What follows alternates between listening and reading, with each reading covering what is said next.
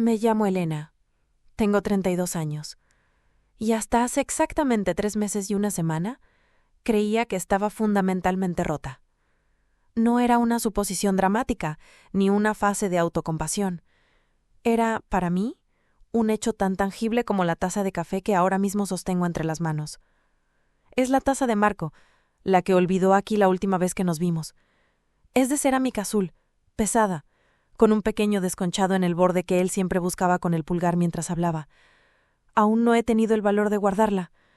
A veces, por la mañana, cuando la casa está en silencio y solo se oye el zumbido de la nevera, la lleno de café solo, bien cargado, como le gustaba a él, y me siento en el sofá.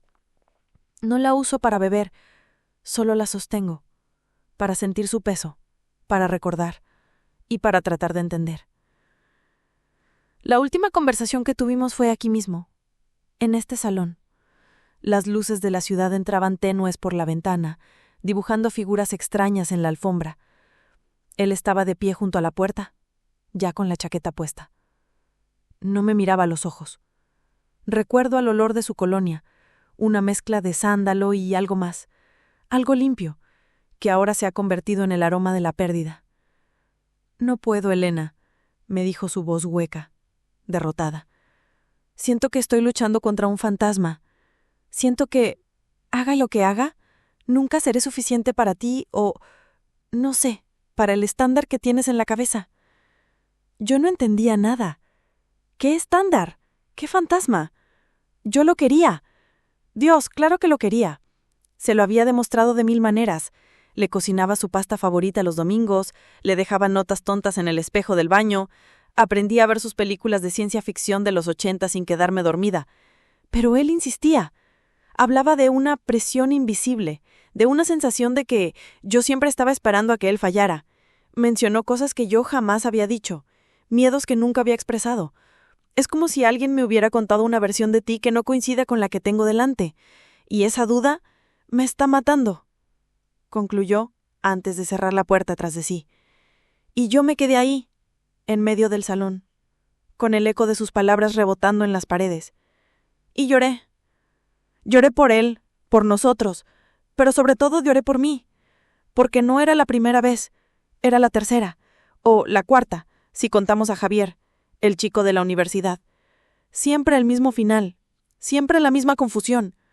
Hombres buenos, hombres a los que yo había querido con toda mi alma, que un día simplemente se evaporaban, se volvían distantes, extraños, y me dejaban con un guión casi idéntico, lleno de acusaciones veladas que yo no podía comprender. Y en cada una de esas despedidas, en el silencio que dejaban atrás, siempre resonaba la misma voz en mi cabeza. Una voz suave, cariñosa, llena de una sabiduría que yo nunca cuestioné. La voz de mi padre. «Es por tu bien, hija. Aún no lo ves, pero te estoy ahorrando un sufrimiento mayor. Ese hombre no era para ti».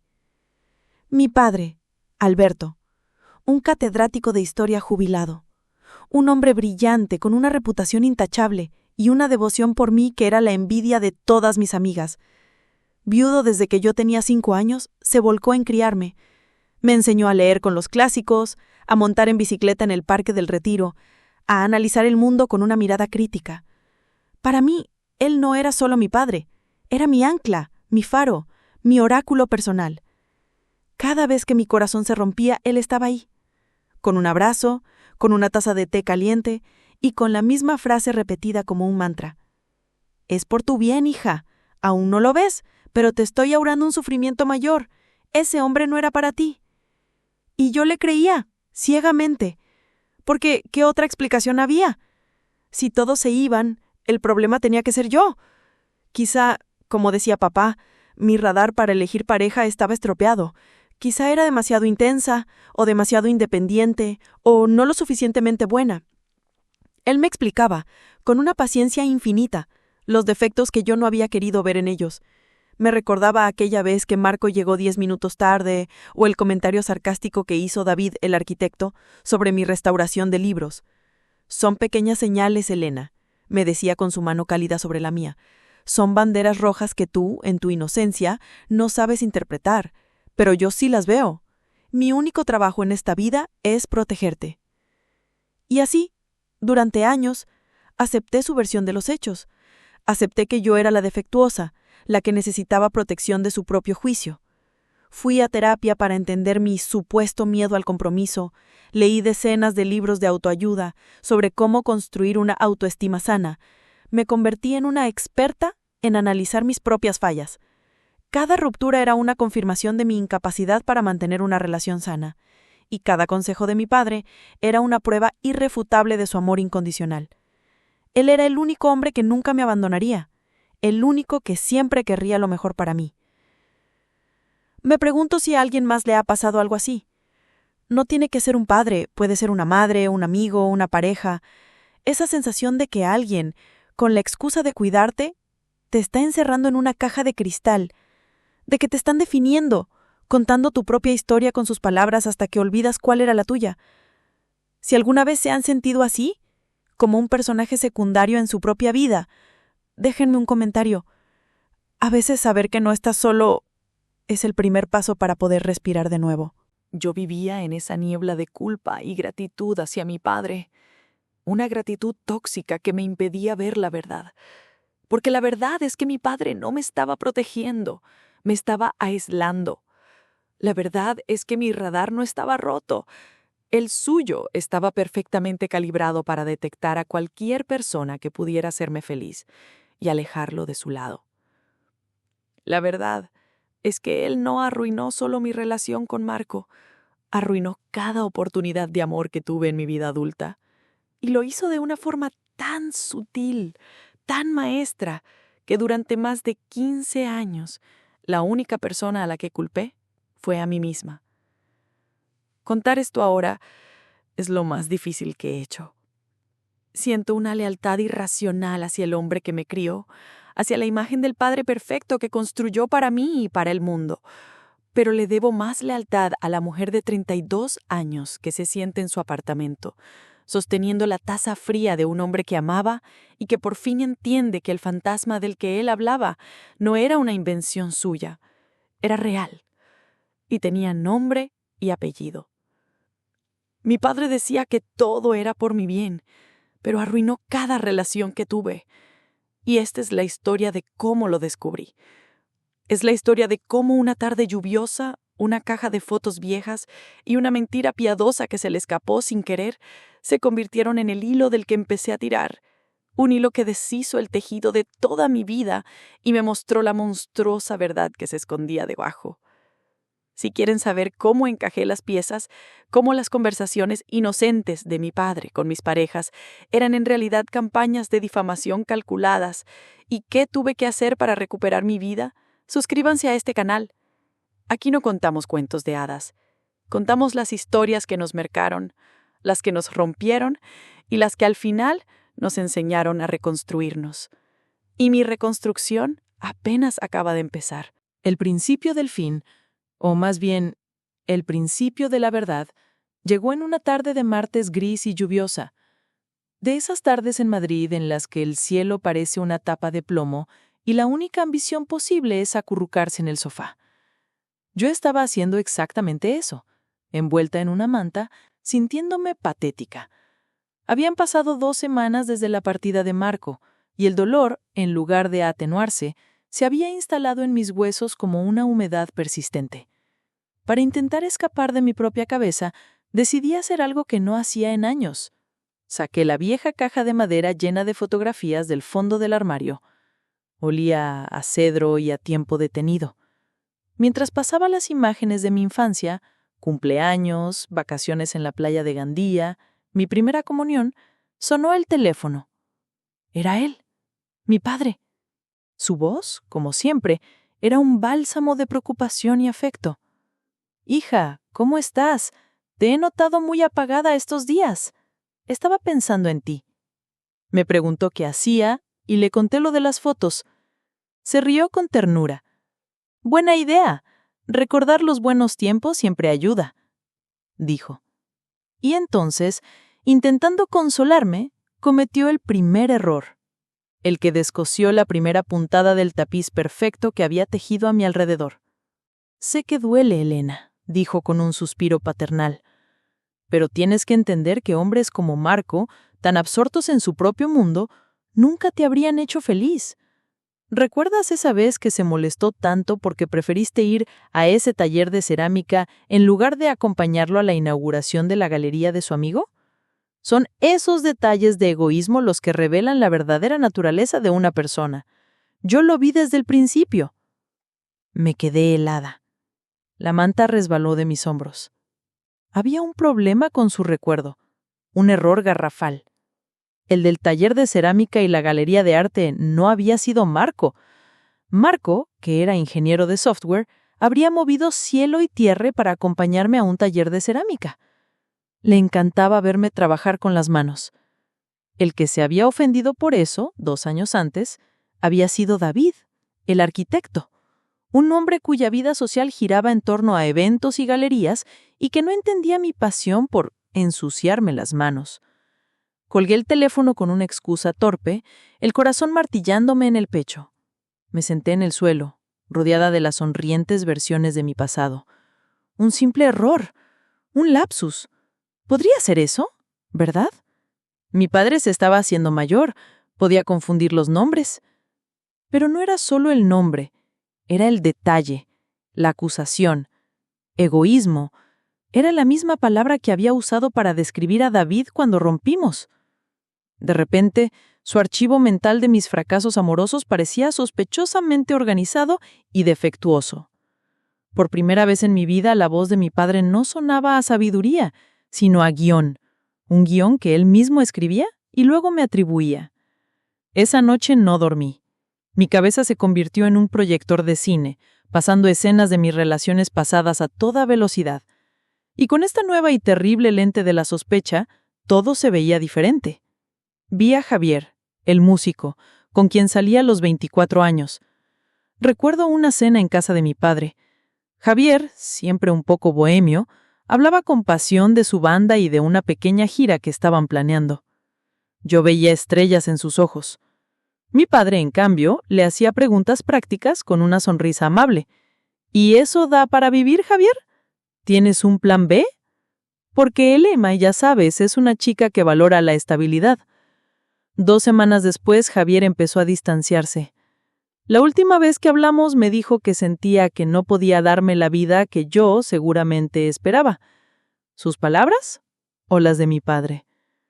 Luego el proyector saltó a David, el arquitecto, ambicioso, brillante, un poco arrogante, pero me hacía reír. Recuerdo pasear con mi padre por el centro. Pasamos por delante de un edificio que David había ayudado a diseñar. Es impresionante, pero un poco frío, ¿no crees? Como él. Ten cuidado, Elena. La gente que pone tanta pasión en cosas de hormigón y acero, a menudo no deja espacio para las personas. Meses después, en nuestra ruptura, David me acusó de ser incapaz de apreciar su trabajo, de juzgarlo constantemente.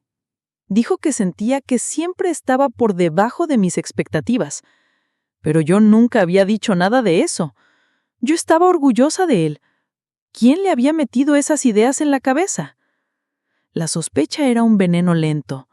Me pasé los siguientes días en un estado de paranoia funcional. Iba a mi pequeño taller de restauración. El olor a papel viejo y a cola, que tanto amaba, ahora me asfixiaba. Mientras reparaba con cuidado el lomo de un libro del siglo XVIII, pensaba en cómo mi propia historia había sido manipulada con una precisión igual de meticulosa. Necesitaba pruebas. Mis recuerdos eran una cosa, pero la mente puede jugar trucos. Necesitaba a alguien que hubiera estado fuera de mi burbuja, alguien que hubiera visto la dinámica desde otra perspectiva.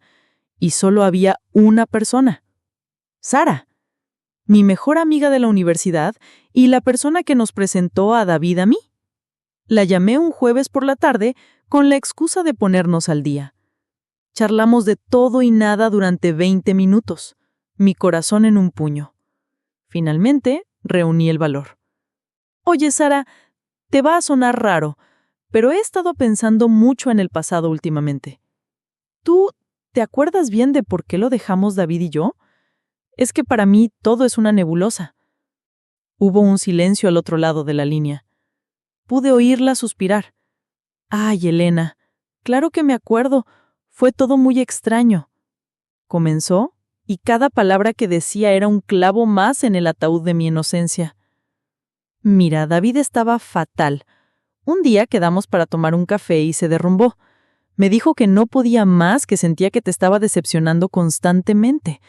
Me contó que había hablado un par de veces con tu padre, que tu padre había sido súper amable con él, pero que le había advertido de que tú tenías un concepto muy elevado del éxito y que en el fondo te avergonzabas un poco de que él fuera solo un arquitecto en una firma grande y no una estrella como Calatrava. Le dijo que tú nunca lo admitirías, pero que él lo notaría en pequeños detalles. David estaba destrozado, porque te quería, tía, pero se convenció de que nunca estaría a la altura de ese fantasma que, según tu padre, tú esperabas. Colgué el teléfono y vomité en el baño de mi taller. Era real. No era mi imaginación. Era un patrón, un modus operandi. Mi padre no solo me daba su opinión a mí, se reunía con ellos, les hablaba, envenenaba el pozo con una amabilidad y una preocupación paternal que era imposible de detectar como malicia. Les vendía una versión distorsionada de mí, una Elena exigente, insatisfecha y secretamente despectiva, y luego esperaba a que ellos, confundidos y heridos, se alejaran. Y yo, mientras tanto, recibía la otra cara de la moneda, la versión de un novio egoísta, inestable o poco adecuado para mí. Creaba dos realidades paralelas destinadas a chocar y a destruirlo todo. Y en medio, yo, la víctima, corriendo a los brazos de mi salvador, él. Ese fin de semana tenía la cena semanal en su casa, una tradición inquebrantable. Por primera vez en mi vida, sentí pavor de ir. Su casa, que siempre había sido mi refugio, ahora me parecía la guarida del lobo. Todo estaba como siempre. El orden impecable, los estantes llenos de libros de historia, el olor a cera de muebles y a la colonia que usaba. Pero yo lo veía todo con ojos nuevos. Los libros de historia ya no me parecían un símbolo de su erudición, sino de su maestría para manipular los hechos. Durante la cena actué con normalidad. Le hablé de un libro que estaba restaurando. Él me escuchaba con su atención habitual. Luego, con cuidado, dejé caer el cebo. ¿Sabes? He estado pensando en lo que me dijo Marco Alice sobre esa presión invisible. ¿Es tan raro? Mi padre dejó los cubiertos en el plato. Su rostro adoptó esa expresión de compasión perfectamente ensayada. Ya te lo dije, hija. Era un hombre complicado. Probablemente eran sus propias inseguridades.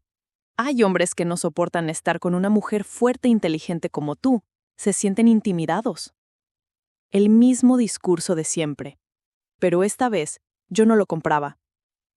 Mientras él hablaba, mi mirada se desvió hacia el escritorio en el rincón del salón. Había una pila de correspondencia y papeles, y entonces lo vi. Asomando por debajo de una revista, el borde de una factura de color azul pálido. De un restaurante. La Pérgola. Un restaurante caro, especializado en cocina de mercado, que estaba justo a 2 manzanas de la oficina de Marco.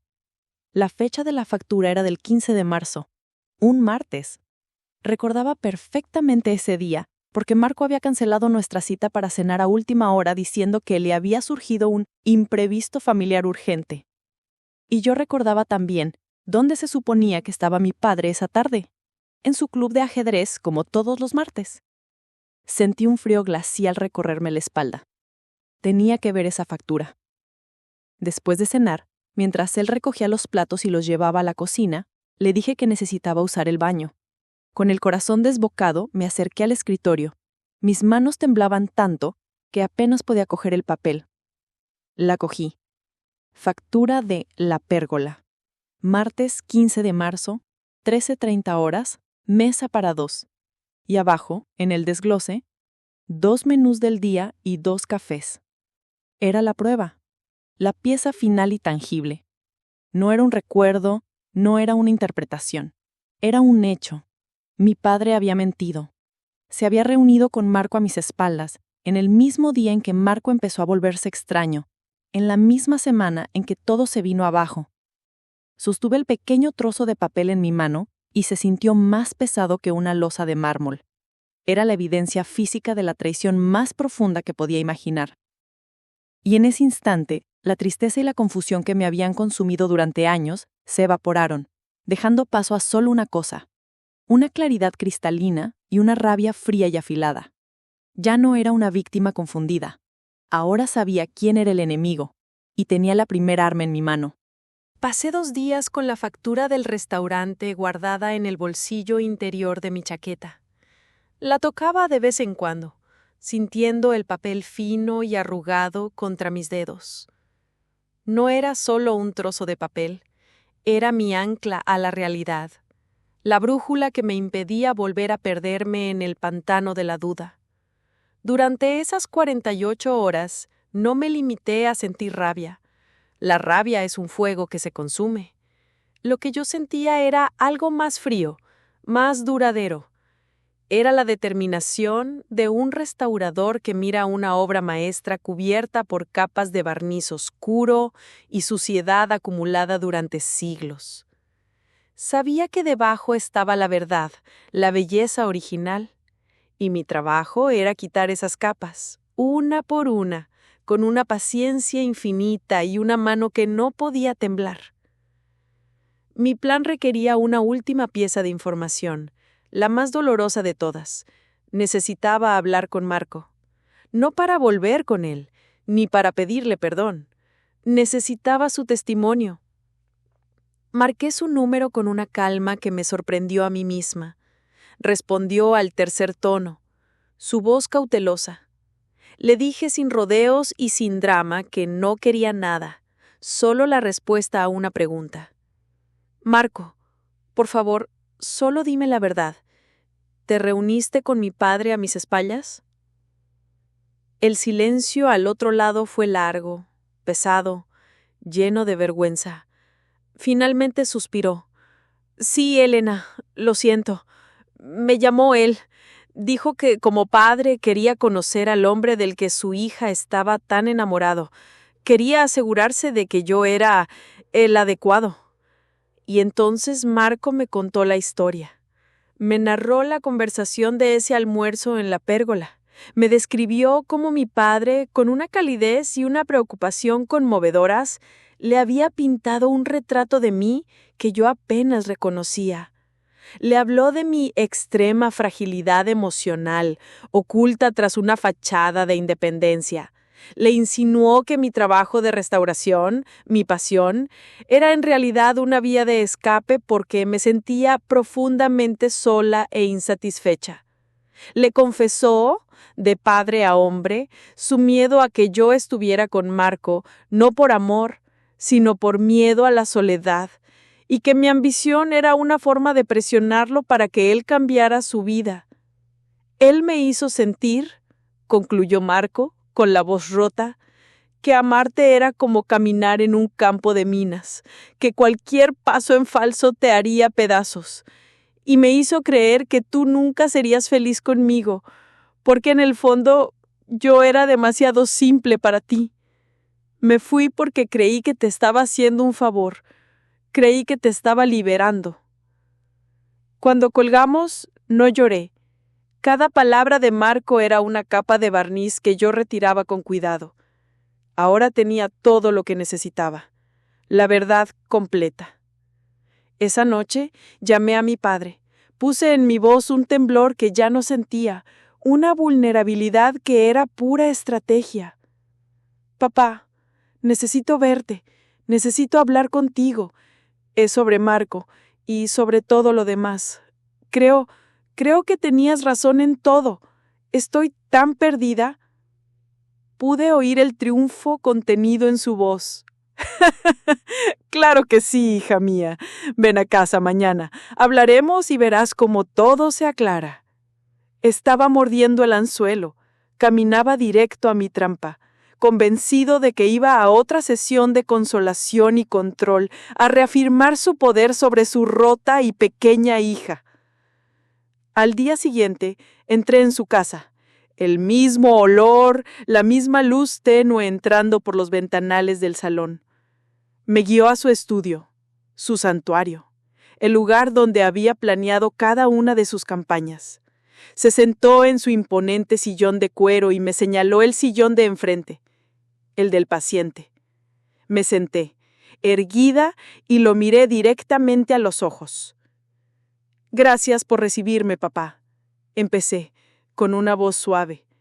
Él asintió, con una sonrisa condescendiente. «Empecemos por el principio, para que pueda entender mi patrón. Ayúdame a recordar. David, el arquitecto, ¿cuál era exactamente el problema con él?» Mi padre se reclinó, complacido de volver a su papel de sabio. «Oh, David, un hombre encantador, pero terriblemente superficial, Elena. Su única ambición era el reconocimiento social. Su trabajo era su único Dios. Nunca te habría dado el lugar que merecías. Su egoísmo era una bandera roja del tamaño de una casa». Asentí suavemente. Egoísmo. Recuerdo esa palabra. Saqué un pequeño cuaderno de mi bolso. Curioso. Hablé con Sara, y ella recuerda a un David destrozado porque tú le hiciste creer que yo pensaba que su trabajo era mediocre, que me avergonzaba de él. Le dijiste que la egoísta era yo, que necesitaba un trofeo, no un compañero. La sonrisa de mi padre vaciló por una fracción de segundo. Sara siempre fue un poco dramática. Está confundiendo las cosas. Quizá, contesté, sin alterar mi tono. Pasemos a Javier, el músico. ¿Cuál era su fallo capital? Él recuperó la compostura. Ah, el pobre Javier, un soñador, un alma de cántaro, pero sin futuro, hija. Vivía en las nubes. Te habría arrastrado a una vida de inestabilidad y precariedad. Mi deber era que lo vieras antes de que fuera tarde. Inestabilidad, repetí, mirándolo fijamente. Eso fue lo que él me dijo, que no podía darme la vida que yo esperaba. Pero él no sabía qué vida yo esperaba. Yo nunca hablé con él de dinero. ¿Se lo dijiste tú, papá? ¿Le hablaste de mi supuesto amor por la estabilidad, por la seguridad material, mientras a mí me decías que él era un bohemio irresponsable? Él peseó a contraerse. La máscara de padre preocupado empezaba a pesarle. Elena, no sé a qué viene este interrogatorio. Estás retorciendo mis palabras, mis intenciones. Todo lo que hice, cada consejo que te di, fue por amor. Fue por tu bien. Ahí estaba. La frase sagrada. El escudo definitivo. Me incliné hacia adelante dejando el cuaderno a un lado. Hablemos de Marco entonces. Cuéntame una vez más qué viste en él que yo no pude ver. Se lanzó a ello como un hombre desesperado.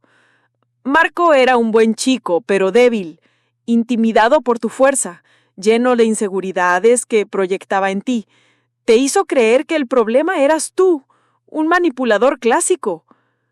No, dije, y mi voz bajó, volviéndose dura como el acero. El manipulador clásico aquí eres tú. Y se acabó. Se acabó el juego. ¿De qué estás hablando?, espetó, su voz subiendo de tono. Estás siendo histérica. Hablé con Marco, papá, y dije cada sílaba caían en el silencio del estudio como una gota de ácido. Me contó todo. Me contó vuestro almuerzo en la pérgola. El color desapareció de su rostro. Eso es mentira. Jamás me reuní con él. Te está mintiendo para salvar su propio pellejo. Es su palabra contra la mía. No, dije con una calma aterradora. No es su palabra contra la tuya. Metí la mano en el bolsillo de mi chaqueta y saqué la pequeña factura azul. La desdoblé con cuidado y la deslicé sobre la superficie pulida de su escritorio. Quedó justo en el centro, entre nosotros dos. Es su palabra, más la tuya, más esto. Factura de la pérgola. Martes 15 de marzo. Mesa para 2. 2 menús del día. El día que me dijiste que estabas en tu club de ajedrez. El día que Marco canceló nuestra cita por un imprevisto familiar. Se quedó mirando el papel como si fuera una serpiente. Levantó la vista. Sus ojos ya no eran los de un padre. sino los de un estratega acorralado. La rabia pura y desnuda se apoderó de sus facciones. No había ni una pizca de remordimiento, solo la furia de haber sido descubierto. Abrió la boca, pero no salió ningún sonido. Había perdido el control del guión. Me levanté. Me sentí increíblemente alta. ¿Sabes qué es lo más triste? Continué, mi voz ahora llena de una lástima gélida. Que durante años me hiciste creer que yo estaba rota, que mi juicio no era de fiar. Me convertiste en una extraña para mí misma. ¿Y todo para qué? ¿Para que nunca me fuera? ¿Para ser siempre tu pequeña Elena, la única persona en el mundo que nunca te abandonaría? Él seguía en silencio, petrificado. La victoria no fue un grito, fue ese silencio. Fue ver el derrumbe de su omnipotencia. Fue entender que su poder solo existía mientras yo le permitiera existir. Por tu bien, susurré, saboreando la ironía. Nunca fue por mi bien, siempre fue por el tuyo. Y ya he terminado. No quiero tus disculpas porque sé que no serían sinceras. No quiero tus explicaciones porque serían más mentiras. Lo único que quiero es mi vida, la que me robaste, y la estoy recuperando ahora mismo. Di media vuelta y caminé hacia la puerta del estudio. No miré atrás. Cada paso era ligero, firme. Al cerrar la puerta, no la cerré de un portazo. La cerré suavemente, con un clic definitivo. El sonido de un libro que se cierra para siempre. El sonido de mi liberación.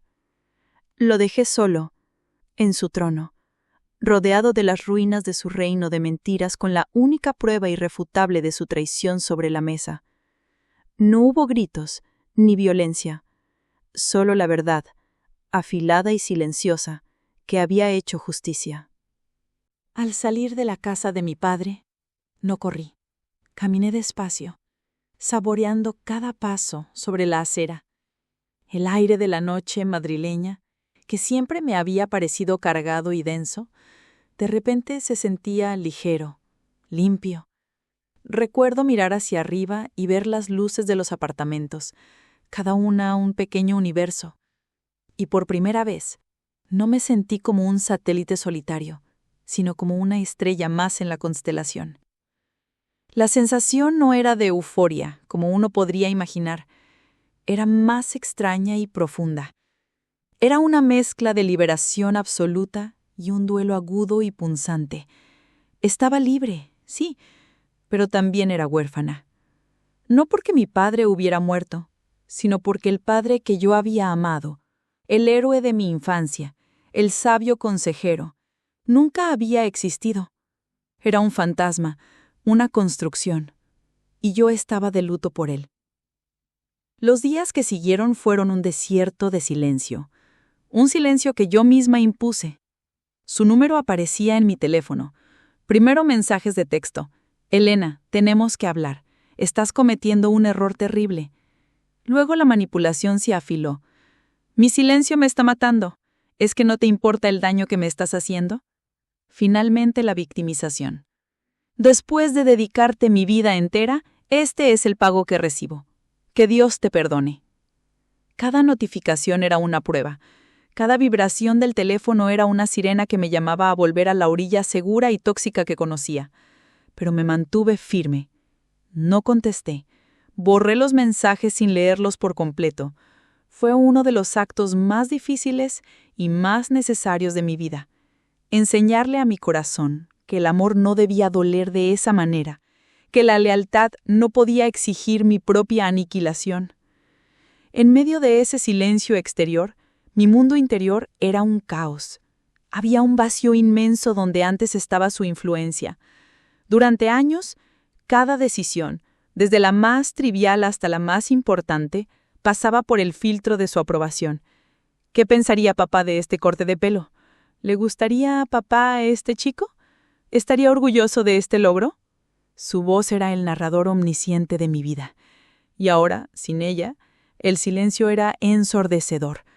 Tuve que aprender a llenarlo con mi propia voz, una voz que apenas reconocía, que era tímida y titubeante al principio. Unas semanas después de la confrontación, hice algo que me aterraba. Llamé a Marco, no para reabrir la herida, sino para cerrarla correctamente. Quedamos en un café neutral, lejos de nuestros barrios. Se le veía cansado, pero más tranquilo. Le conté toda la historia, sin omitir detalles. Él me escuchó, asintiendo, sus ojos llenos de una tristeza comprensiva. «Lo siento mucho, Elena», me dijo al final. «Siento no haber sido más fuerte. Siento haberle creído. Debí haber confiado en ti, en lo que teníamos». «Y yo siento no haber confiado en mí misma», le respondí, y era la verdad más pura que había dicho en mucho tiempo. Él nos robó algo precioso, Marco, pero no podemos volver atrás. Ya no somos las mismas personas. Y en ese momento, ambos lo supimos. El amor había sido real, pero el sabotaje había sido terminal. Nos despedimos con un abrazo, uno de esos abrazos que no prometen un futuro, sino que honran un pasado y lo dejan ir con respeto. Fue un final agridulce, pero fue nuestro final, no el que mi padre había escrito, y eso lo era todo. Mi verdadera reconstrucción comenzó en mi taller. Siempre había amado mi trabajo, pero mi padre lo había redefinido como una peculiaridad, un escape de la vida real. Ahora lo veía por lo que era, una metáfora de mi propia existencia. Un día llegó a mis manos un ejemplar de Don Quijote del siglo XIX. Estaba en un estado lamentable. Las tapas estaban desprendidas, el lomo roto, las páginas manchadas por la humedad y el tiempo. Olía a olvido. Mientras trabajaba en él, semana tras semana, sentí que me estaba curando a mí misma. Con la misma paciencia con la que separaba cada página frágil, empecé a separar mis verdaderos recuerdos de los recuerdos implantados. Con el mismo cuidado con el que limpiaba las manchas de las hojas, empecé a limpiar las manchas de culpa y vergüenza que me habían marcado. Y con el mismo pegamento fuerte y flexible con el que reparé el lomo, empecé a reconstruir mi propia columna vertebral, mi autoestima. Aprendí a identificar qué creencias eran mías y cuáles eran suyas. Aprendí que mi sensibilidad no era fragilidad, era empatía, que mi ambición no era insatisfacción, era pasión, que mi independencia no era una fachada, era mi esencia. Empecé a hacer pequeños actos de rebelión silenciosa. Pinté la pared del salón de un azul intenso que sabía que él habría odiado. Me compré una bicicleta y empecé a explorar la ciudad por mi cuenta, sin rumbo fijo. Me apunté a clases de tango, algo que siempre quise hacer y que él habría calificado de demasiado extravagante. Y en cada una de estas pequeñas cosas encontraba una alegría pura, sin adulterar. La alegría de hacer algo simplemente porque yo quería hacerlo. La lección más grande que aprendí no fue sobre mi padre, fue sobre mí. Aprendí a escuchar esa vocecita interior, esa intuición que durante años me susurró que algo no estaba bien, esa sensación en el estómago que tenía después de cada ruptura, esa confusión que no cuadraba con la lógica. No estaba loca, no estaba rota. Estaba percibiendo la verdad, pero me habían enseñado a desconfiar de mis propios sentidos. Ahora, esa voz es mi guía más fiable, es mi norte. Y he aprendido a perdonar. No a él. No creo que pueda ni que deba hacerlo. Pero me he perdonado a mí misma. Me he perdonado por haberle creído, por haber tardado tanto en ver la verdad. Era una niña. Y luego una joven, condicionada para confiar en la única figura de autoridad y amor que tenía. No fui tonta, fui leal, y mi lealtad fue usada como un arma en mi contra. Perdonarme ha sido liberarme de la última cadena. Ahora el silencio en mi apartamento ya no es de soledad, es de paz. Es un lienzo en blanco. Un espacio que estoy llenando con mis colores, mis plantas, mi música, mis libros, libros que elijo yo, una vida que escribo yo. y me encantaría saber qué han pintado ustedes en sus propios lienzos en blanco. Si han pasado por algo similar, si han tenido que reconstruir su propia narrativa, cuéntenme en los comentarios sus historias. A veces, el simple acto de escribir nuestra verdad es el primer paso para reclamarla. Mi historia no termina con un «y vivió feliz para siempre». Termina con un «y vivió». Simplemente vivió, plenamente, auténticamente. Con cicatrices, sí, pero con la certeza de que esas cicatrices son el mapa de un viaje que me trajo de vuelta a mí misma. Soy Elena, tengo 32 años y por primera vez en mi vida no estoy rota, estoy completa. Si mi historia les ha resonado, si creen en el poder de contar la verdad para sanar, únanse a esta comunidad, suscríbanse, porque cada historia compartida es una luz en el camino para alguien que todavía camina en la oscuridad. El viaje fuera de la manipulación puede ser solitario, pero no tenemos que hacerlo solos. Yo ya no estoy sola, y ustedes tampoco tienen por qué estarlo.